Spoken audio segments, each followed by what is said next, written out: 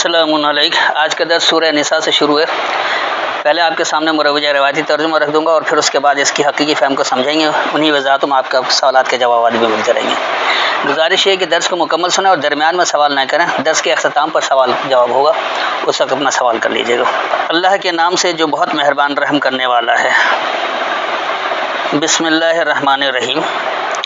یہ پہلی واضح کر چکا ہوں کہ بسم اللہ جو ہے یہ بے سین میم خود سے عرفی مادے والا ایک لفظ ہے،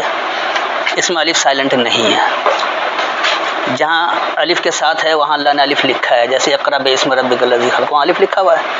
تو اللہ ہر جگہ الف سائلنٹ کرتا ہے یا کسی جگہ بھی نہیں کرتا؟ تو یہ بسم اور باسم دو الگ الگ لفظ ہے، ایک نہیں ہے۔ بسم کا مطلب ہوتا ہے تمانیت، تو بسم اللہ اللہ کی تمانیت، الرحمن الرحیم انتہائی مہربان رحم کرنے والا، تو انتہائی مہربان رحم کرنے والے اللہ کی تمانیت۔ یہ ہر صورت کے شروع میں اس لیے ہے کہ اللہ آپ سے کیا چاہتا ہے، پہلے وہ یہی بتا دے رہا ہے کہ اللہ کس بات پر مطمئن ہونا چاہتا ہے، اللہ آپ سے کیا تمانیت چاہتا ہے، کیا اب آگے احکامات آتے ہیں۔ پھر اے لوگو اپنے رب سے ڈرو جس نے تمہیں ایک جان آدم سے پیدا کیا اور اسی سے اس کا جوڑا پیدا کیا، اور ان دونوں سے پھیلائے بہت سے مرد اور عورتیں، اور اللہ سے ڈرو جس کے نام پر تم آپس میں مانگتے ہو، اور خیال رکھو رشتوں کا، بے شک اللہ ہے تم پر نگہبان۔ اب اس روایتی ترجمے سے، کیونکہ لوگوں نے انسان کی ابتدا روایتی طور پر آدم اور حوا سے کر رکھا، لہٰذا انہوں نے کر دیا کہ آدم سے بنایا۔ اگر آپ الفاظوں پر غور کریں تو من نفس واحدتن ہے، واحدتن مؤنث کا صیغہ ہے،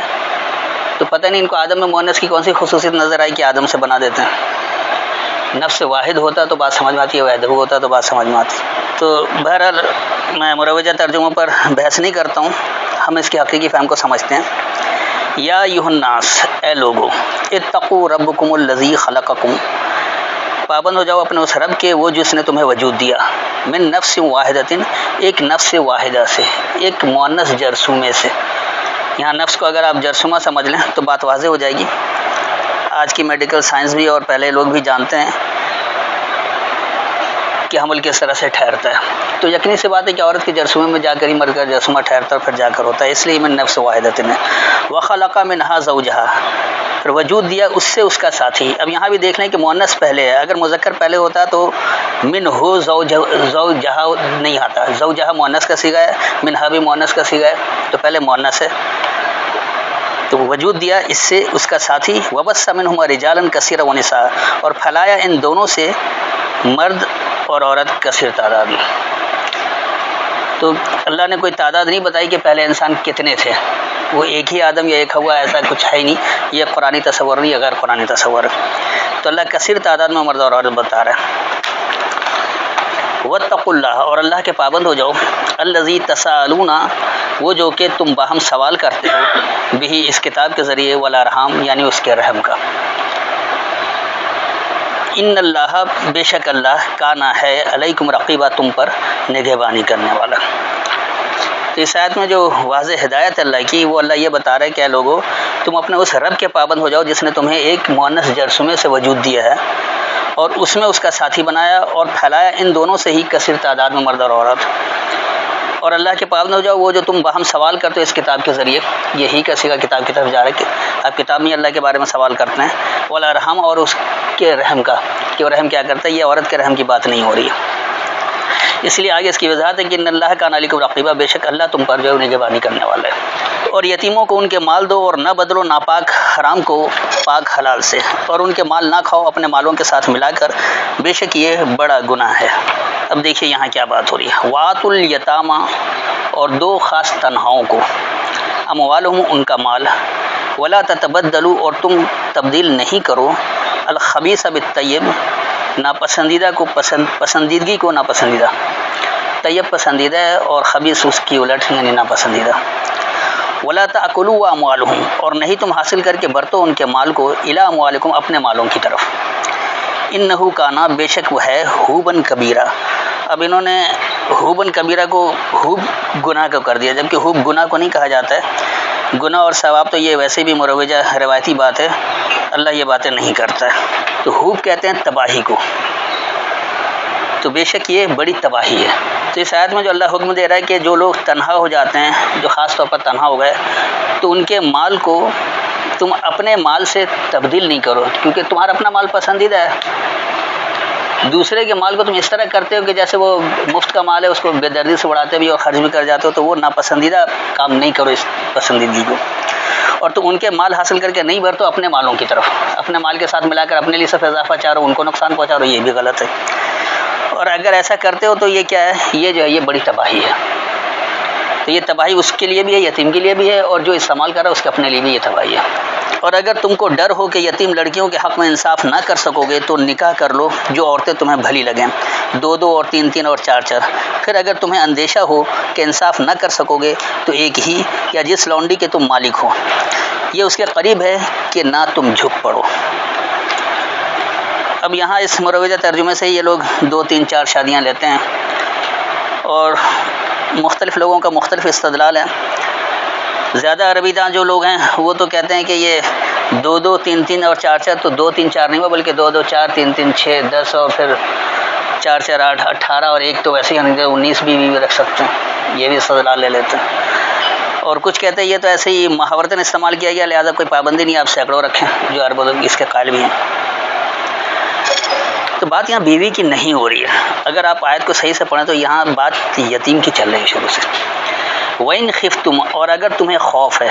اللہ تقسطوا، یہ کہ تم برابری نہیں کرو گے، فی الیتامى، خاص تنہاؤں میں، فَانْكِحُوا، پس جذب کر لو، نکاح کہا جاتا ہے جذب کرنے کو، اس نکاح کو بھی اس لیے کہا جاتا ہے کہ ایک دوسرے میں مرد عورت جذب ہو جاتے ہیں، اس لیے یہ نکاح کہلاتا ہے۔ نکاح کا بنیادی مطلب ایک دوسرے میں جذب ہو جانا، تو یہاں بات یتیم کی چل رہی ہے، یتیم کے ساتھ اس طرح جذب ہو جانا۔ تو ما طاب لکم، جو پسند ہو تمہارے لیے، من النساء، کمزوروں میں سے، یتیم جو کمزور ہو جاتا ہے اسی کو لوگ پسند کر کے اپنے ساتھ ملاتے ہیں، چاہے وہ خاندان کا بڑا بن کر یا دوست بن کر یا ہمدرد بن کر، اس کے مال کو ہڑپ بھی کرتے ہیں، کچھ لوگ جو ہے وہ صحیح سے چلتے بھی ہیں اور اس کا مال حفاظت کر کے اس کو بعد میں واپس بھی کرتے ہیں، تو کم لوگ صحیح ہوتے ہیں، زیادہ تر لوگ جو وہ لوٹ مار کرنے والے ہوتے ہیں۔ تو بات یہاں پر جب تنہاؤں کی چل رہی ہے تو یہ جو اس سے 2 3 4 شادیوں کے جواز لیتے ہیں، وہ کبھی بھی شادی میں یتیم کو دیکھتے ہیں؟ وہ تو کنواری اور زیادہ دولت مند 2 چیزوں کو دیکھ لیں گے، خوبصورت ہو یا دولت مند ہو، یہ کبھی نہیں دیکھتے کہ یتیم ہو اور کمزور ہو تو اس سے بھی کر لیں، جبکہ بات یہاں یتیم کی چل رہی ہے۔ تو یہ جو ہے مثنا و ثلاثہ و رباع، اس کا مطلب کیا ہے؟ مثنا، ثنا سے، ثنا کہتے ہیں تعریف کو، جس میں تعریف جمع ہو، ثلاث کہتے ہیں لڑکھڑانے کو، ڈگمگانے کو، جو لڑکھڑا گئے یا ڈگمگا گئے، اور رباع کہتے ہیں مضبوط کو، وہ جو مضبوط ہیں۔ فَإِنْ خِفْتُمْ، پس اگر تمہیں خوف ہو، اللہ تعدلوا، یہ کہ تم عدل نہیں کرو گے، فواحدۃ، پس یکساں رہو، او ما ملکت ایمانکم، یا جو ملکیت میں ہے تمہیں مانتے ہوئے۔ اب انہوں نے تو فوراً لونڈی بنا دیا اور لونڈی کا جواز پیدا کر دیا، ایک تو شادیاں کر رہے زیادہ، اوپر سے لونڈی بھی رکھ رہے اور اس کی کوئی گنتی نہیں ہے۔ آج کے دور میں تو لونڈیاں ہیں ہی نہیں، تو قرآن تو آج کے لیے بیکار ہو گیا، یہ آیت قطعی فضول ہو گئی، جبکہ قرآن قیامت تک کے لیے لوگوں کے لیے ہدایت کی کتاب ہے، لہذا ایسا کوئی دور نہیں ہوگا جس میں قرآنی آیت اللہ انسانوں کو ہدایت نہ دے۔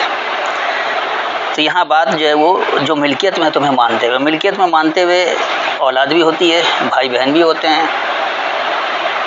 ماں باپ بھی ہو جاتے ہیں، اور دیگر بہت سارے لوگ ہوتے ہیں جو آپ کو مالتے ہوتے ہیں۔ اسی طرح اگر آپ کسی کمپنی کے کسی ادارے کے سربراہ ہیں تو وہاں کام کرنے والے وہ بھی آپ کے ماتحت ہوتے ہیں۔ ذالک ادنیٰ، تو وہی کمتر ہے، اللہ تعالی، یہ کہ تم جھک نہ پڑو، تو اس طرح کرنا، یہ سب کچھ جو ہے یہ جھک جانا ہے۔ تو اس آیت میں جو اصل ہدایت ملی، اللہ یہ کہہ رہا ہے کہ اگر تمہیں یہ خوف ہو کہ تم تنہاؤں میں برابری نہیں کر سکتے ہو، تنہا بہت سارے لوگ ہو جاتے ہیں، اگر آپ ان میں برابری نہیں کر سکتے، قسط کہتے ہیں برابر کو، اس لیے آپ دیکھیں کہ کوئی قسطوں کی چیز آپ لیتے ہیں تو ہر مہینے باقاعدہ ایک فکس کرتے ہیں کتنا دینا ہے، اس لیے وہ برابری والا حصہ قسط کہلاتا ہے۔ 2 برابر حصے ہوتے ہیں اس کو بھی قسط کہا جاتا ہے، آدھا بھی، اس لیے آدھا بھی کہا جاتا ہے قسط کو، لیکن قسط انصاف میں کہیں نہیں آتا ہے، یہ برابری کے لیے آتا ہے، عدل ہے انصاف کے لیے، اس میں آگے عدل بھی آ رہا ہے۔ تو اگر برابری نہیں کر سکتے تنہاؤں میں تو ان سے پختہ ہونے کا معاہدہ کر لو، جو تمہارے لیے کمزوروں میں سے پسند ہو، کیونکہ یتیم پہلے ہی کمزور تو ہو گیا، اس کمزور میں سے جو تمہیں پسند ہو، جو بھی تمہارے لیے پسند ہے۔ اب اس میں کیا ہے کہ یا تو آپ تعریفی ایک معاہدہ کر لیں، یا پھر کوئی لڑکھڑاتا معاہدہ کر رہے ہیں کہ چلو چند دن کے لیے ہم دیکھ رہے ہیں، سال بھر کے لیے دیکھ رہے ہیں، 2 سال کے لیے دیکھ رہے ہیں، یا چند مہینے کے لیے دیکھ رہے ہیں، کچھ دنوں کے لیے سنبھال لے رہے ہیں، پھر اس کو دے دیں، یا پھر ایک مضبوط معاہدہ کر لیں زندگی بھر کا۔ پھر اس کے بعد اللہ کہہ رہا ہے کہ اگر تمہیں خوف ہے کہ تم عدل نہیں کرو گے، اب آگے عدل، جب آپ نے معاہدہ کر لیا تو اب اس کے معاملات کے ساتھ آپ عدل کر رہے ہیں یا نہیں کر رہے، انصاف کر رہے ہیں یا نہیں کر رہے، اب برابری کی بات نہیں رہی، اب عدل کی بات ہے۔ تو کم از کم یکسانیت کے ساتھ رہو، ایک ہی جیسے رہو، انسان بن کر تو رہو، انسانیت کے ناطے آپ نے کیا تو وہ کام کرتے رہیں۔ یا جو بھی تمہیں مانتے ہو تمہاری ملکیت میں، جو تمہارے ملکیت میں تمہیں مانتے ہوئے اس کے ساتھ تو کم از کم برابری کا رویہ رکھنا، ہر چیز میں ایک یکسانیت رکھنا سب میں، اور یہی قریب تر ہے کہ تم کسی ایک طرف جھک پڑو، کہیں بھی آپ کو جھکنا نہیں، کسی کے آگے جھکنا نہیں ہے، یعنی کسی ایک کی طرف آپ کا جھکاؤ نہ ہو، کسی ایک کے ساتھ نرمی کا برتاؤ نہ ہو، سب کے لیے برابری کا ہونا چاہیے، عدل کے ساتھ ہونا چاہیے۔ اور عورتوں کو ان کے مہر خوشی سے دے دو، پھر اگر وہ خوشی سے تمہیں چھوڑ دیں اس میں سے کچھ تو اسے مزید خوشگوار سمجھ کر کھاؤ۔ اب کیونکہ انہوں نے تو نکاح ہی کرنا تھا، اس لیے اب انہوں نے صدقات ہن کا مہر کر دیا اور نہلتن کا خوشی کر دیا کہ خوشی سے مہر بھی کھا جاؤ۔ اکثر لوگ مہر دیتے ہی نہیں ہیں، اور اگر شاید یہ بھی لگا دیا کہ خوشی سے چھوڑ دے تو اچھی بات ہے، بڑی خوشگوار انداز میں مزیداری سے کھا لو اس کو۔ تو کیا ایسا ہی ہے؟ ایسا ہے تو کیوں ہے؟ یہاں بھی اللہ کی ہدایت کو سمجھیں، کیونکہ اللہ ایسی بات نہیں کر رہے۔ وَآتُوا النِّسَاءَ، اور تم دو خاص کمزوروں کو، صدقاتہن، ان کی سچائیاں، صدق کہتے ہیں سچائی کو، نہلتن بلا معاوضہ، نہل کہا جاتا ہے بلا معاوضہ کسی کو فائدہ پہنچانا۔ شہد کی مکھی کو بھی اسی لیے نہل کہا جاتا ہے کہ وہ شہد بناتی ہے، وہ کوئی معاوضہ نہیں طلب کرتی ہے، تو لوگ اس پر قبضہ کر کے بیچتے ہیں۔ تو انہیں ان کی سچائیاں جو ہے وہ بلا معاوضہ دو، ان کے ساتھ واضح کرو، کمزور ہیں لیکن ان کی سچائیاں ان کے سامنے لے کر آؤ کہ بھئی یہ تمہاری چیزیں، سب کا اس کی حفاظت کرے، یا جو بھی معاملات ہے اس میں سچائی کے ساتھ اس کو بلا معاوضہ سامنے لائیں۔ فَإِن تِبْنَا، پس اگر تمہیں پسند ہو، لکم تمہارے لیے، ان شیء، کسی شے کے بارے میں، اگر پسندیدہ ہے تمہارے لیے کسی شے کے بارے میں، منہ نفسن، اس سے اس کی سوچ کے مطابق، اس کی نفسیات میں، فکلوہ، پس اسے حاصل کر کے برتو، ہنیم مریا، وہیں انسانیت کی طرح۔ تو امرات جو ہے وہ انسانیت کو کہا جاتا ہے، امرات ہی آتا ہے، یہ لوگ کہیں بیوی بنا دیتے ہیں،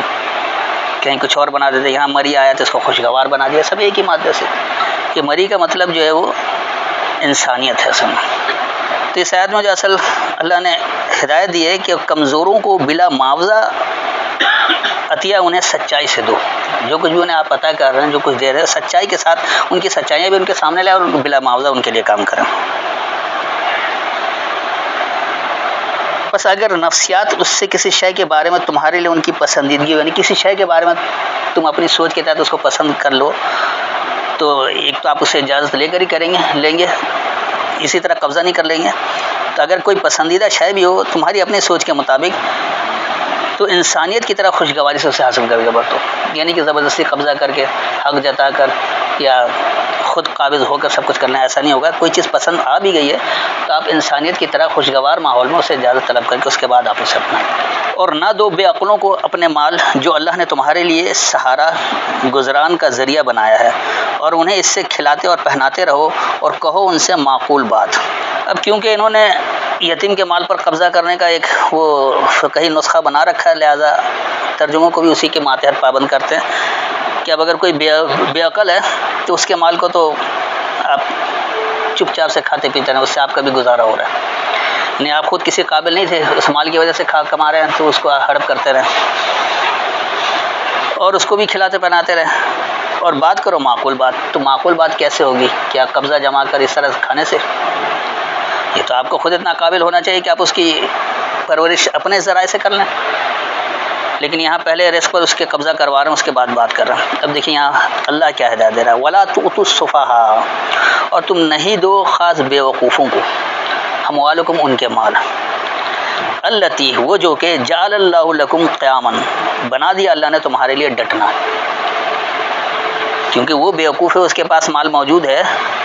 وہ اپنی بیوقوف سے ضائع کر سکتا ہے، لیکن اگر آپ اس کے سرپرست بن گئے، آپ اس کے سربراہ بن گئے، آپ نے اپنے طور پر اس کو کوئی معاہدہ جذب ہونے کا کر لیا، تو آپ تو ڈٹنے والے بن جائیں، اللہ نے آپ کو یہ دے دیا ہے اختیار، تو آپ اس کی پاسداری کریں، آپ اس کے لیے ڈٹ جانے والے ہوں، اس کا مال کھانے والے، ہڑپ کرنے والے نہ ہوں۔ ورزقوہم فیہا، اور انہیں سامان نشنما دو اس میں، وقسم، اور انہیں پہناؤ، وقولوا لہم قولا معروفا، اور کہو ان کے لیے بات پہچان کروائی ہوئی۔ معروف کا مطلب یہ جس کی پہچان کرے، اور پہچان اللہ اپنی کتاب میں کراتا ہے کہ بات کیسے کرنی، کس طرح سے کرنا، رویہ کیسے رکھنا ہے، کیا کچھ کرنا ہے۔ تو معروف دراصل قرآن کی بات ہے۔ تو اس آیت میں واضح طور پر جو اللہ نے حکم دیا وہ یہ بتا دیا ہے کہ ایک تو اپنا مال بیوقوفوں کو نہیں دو، جو تمہارے لیے ڈٹ جانا ہو، اور یہ اللہ سے تم نے یہ وعدہ کر کے بھائی اس کے لیے ڈٹے ہو، اور انہیں اس سے سامان نشنما بھی دو اور انہیں پہناؤ بھی، اور پہچان کروائی ہوئی بات ان کے لیے کرو، تو بات بھی ان سے پہچان کروائی کرے تاکہ وہ بھی بیوقوفی سے نکل کر عقل مندی کی طرف آ جائیں، اپنے مال کو سنبھالنے کا قابل بن جائیں۔ یہ نہیں کہ اس کو آپ بیوقوف بنا کر دبا کے رکھے اور اسی کے مال پر عیاشی کر رہا۔ اور یتیموں کو آزماتے رہو یہاں تک کہ وہ نکاح کی عمر کو پہنچ جائیں، پھر اگر ان میں صلاحیت، حسن تدبیر پاؤ تو ان کے مال ان کے حوالے کر دو، اور ان کا مال نہ کھاؤ ضرورت سے زیادہ اور جلدی، اس خیال سے کہ وہ بڑے ہو جائیں گے، اور جو غنی ہو وہ مال یتیم سے بچتا رہے، اور جو حاجت مند ہو وہ دستور کے مطابق کھائے۔ پھر جب ان کے مال ان کے حوالے کرو تو ان پر گواہ کر لو، اور اللہ کافی ہے حساب لینے والا۔ یہاں پھر روایتی ترجمے میں اس کہانیوں کو بھی فٹ کیا گیا جو روایت کے طور پر مشہور کر رکھا ہے۔ پہلے تو کہہ رہے کہ یتیموں کو آزماتے رہو جب تک وہ نکاح کی عمر کو پہنچ جائیں، تو نکاح کی عمر کو جب تک نہیں پہنچتے ہیں ان کو آزمائش میں ہی رکھیں گے، ان کی کوئی تربیت نہیں کریں گے، انہیں کسی قابل نہیں بنائیں گے۔ پھر آگے یہ بھی کہہ رہے کہ اگر ان میں صلاحیت، حسن تدبیر پاؤ تو ان کے مال ان کے حوالے کر دو۔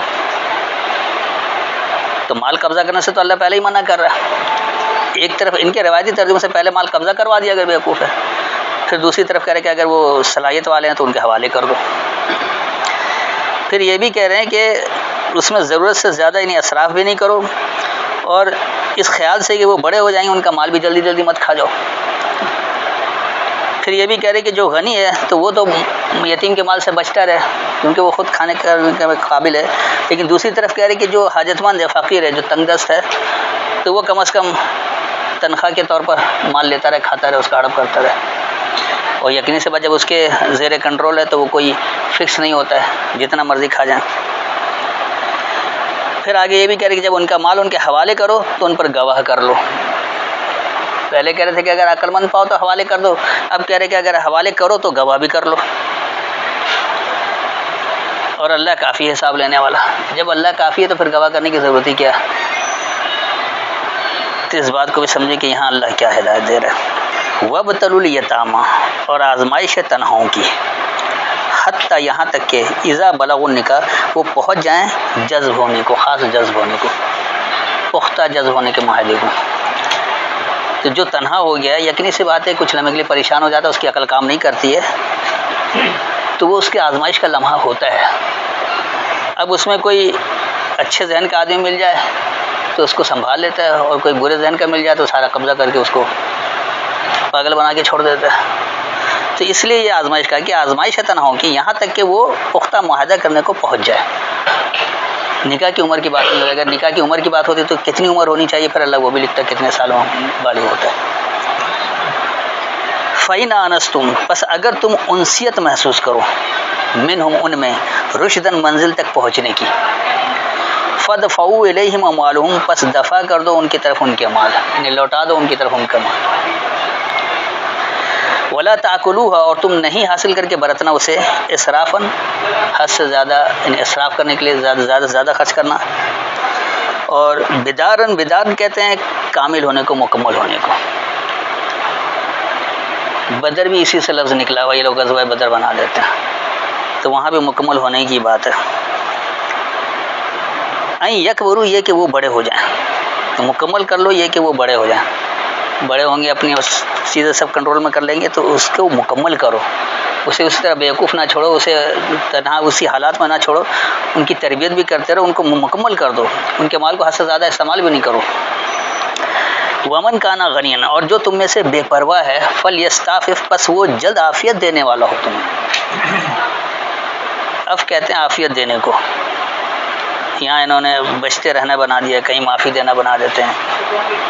کہیں ضرورت سے زائد بنا دیتے ہیں، آپ کا ترجمہ۔ تو جو بے پرواہ ہے، جس کے پاس خود ہی اتنا مال ہے کہ وہ اپنا سب کچھ خود کرتا بے پرواہ ہے، تو بس وہ جلد عافیت دینے والا بنے، اس کے لیے بھی اور اس کے ذریعے جتنے لوگوں کو عافیت دی جا سکتی ہے سب کو دیا جائے گا۔ ومن کانا فقیرا، اور جو تنگ دست ہے،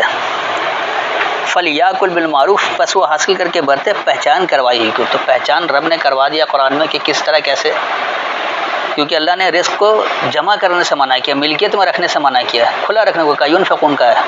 کھلا رکھنا، تو وہ کھلا کس حساب سے رکھنا، اس طرح نہیں کہ آپ سڑک پر خود آ جائیں اور کھلا رہ جائے لوگ کھا پی جائیں، ایسا بھی نہیں ہے۔ معروف طریقہ کیا جو قرآن میں پہچان کروائی ہے کہ آپ سب کو دینے کے بجائے ایک کو دیں، اس کو اپنے پاؤں پر کھڑا کریں تاکہ وہ بھی دینے کے قابل ہو جائے، عافیت دینے والا بنے، بھیک منگا نہ بنائے، مضبوط کرم سے۔ فَإِذَا دَفَعْتُمْ إِلَيْهِمْ أَمْوَالَهُمْ، پس جب تم لوٹاؤ ان کی طرف ان کا مال، فَاشْهِدُوا عَلَيْهِمْ، پس مشاہدہ کروا لو ان پر۔ تو یہ مشاہدہ جو ہے وہ یقینی سی بات ہے، جو لوگ اس پر نظر رکھتے ہیں ان سب کو لا کر سامنے مشاہدہ کروا دیا، بھئی یہ مال تھا اس کا، اس طرح سے خرچ ہوا، یہ سارا کچھ ہے، کیونکہ اس میں کوئی ہیرا پھیری نہیں ہے، کچھ اس نے اپنے طور پر قبضہ نہیں کیا ہوا ہے، صاف آدمی ہے تو وہ سارا حساب کتاب دینے کو تیار ہوگا، مشاہدہ کروا لے لوگوں کا جو بھی کرنا چاہے۔ اور پھر اللہ یہ کر دے رہا ہے کہ وَكَفَى بِاللَّهِ حَسِيبًا، اور اللہ کا حساب کافی ہے، اللہ کا حساب لینا کافی ہے۔ یہ خوف ضرور ہے کہ ایک دن اللہ کے یہاں بھی باز پرس ہوگی، آپ لوگوں کو تو دھوکہ دے سکتے ہیں، دنیا میں ہر ایک کو دھوکہ دے سکتے ہیں، سب کچھ قبضہ کر سکتے ہیں، لیکن اللہ کے سامنے تو آپ کو حساب دینا ہی ہے، تو اللہ کا حساب کافی ہے، اس بات کو ذہن میں رکھیں۔ تو اس آیت میں جو اصل وضاحت ملی ہے اچھی طرح سے اس کو بات سمجھ لیں کہ یہاں یہ کہا گیا ہے کہ تنہاؤں کی آزمائش ہے، جو بھی تنہا ہو جاتا ہے، یتیم ہو جاتا ہے، اس کی آزمائش ہے، یہاں تک کہ وہ جذب ہونے کو پہنچ جائے، یعنی وہ پختہ عمر کو پہنچ جائے، تو بس اگر تم ان میں منزل تک پہنچنے کی انسیت پاؤ تو ان کا مال ان کی طرف لوٹا دو، اور تم اس سے اسراف نہیں کرو اور مکمل کر کے حاصل نہیں برتو، مکمل اپنے قبضے میں بھی نہ کر لو، یہ کہ وہ بڑے ہو جائیں گے۔ اور جو بے پرواہ ہے بس یہ کہ تم جلد عافیت دو، اور جو تنگ دست ہے بس وہ پہچان کروائی پر حاصل کر کے برتے ہیں، بس جب ان کا مال تم ان کی طرف لوٹاؤ تو ان کا مشاہدہ کروا لو، اور اللہ کا حساب لینا کافی ہے۔ تو بس آج کا درس یہیں اختتام کرتے ہیں، اب جو سوال کرنا ہو کر سکتے ہیں۔ السلام علیکم۔